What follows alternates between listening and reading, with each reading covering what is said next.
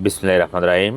28শে December রোজ শনিবার দিবাগত রাতের যে কোনো এক সময় কমলনগর ফজিবের হাট টু নোয়াখালী সদরের শান্তিরহাট রাস্তায় বুদ্ধিনগরের একটু পূর্ব পাশে একটি ছোট কালভার্টের উপরে কে বা কাহারা একটি গরু চুরি করে এনে রাত্রে অন্ধকারে জবাই করে শুধু মাংসগুলা নিয়ে তারা গরুর হাড়, নাড়িভুড়ি, মাথা এবং পা বস্তায় রেখে তারা পালিয়ে যায় সুবিধামতো।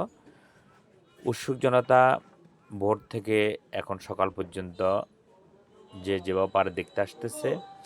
তো যেহেতু গৃহস্থের বা মালিকের গরু, তিনি মাথা দেখে চিনতে পারবেন। আমরা ভিডিওটি শেয়ার করব যাতে মালিক তার গরুটি চিনতে পারে। আর প্রশাসনের দৃষ্টি আকর্ষণ করব, প্রশাসন যেন এটার একটা গৃহীত ব্যবস্থা করে। অবশ্যই আমরা এই চুরির তীব্র নিন্দা এবং প্রতিবাদ জানাচ্ছি।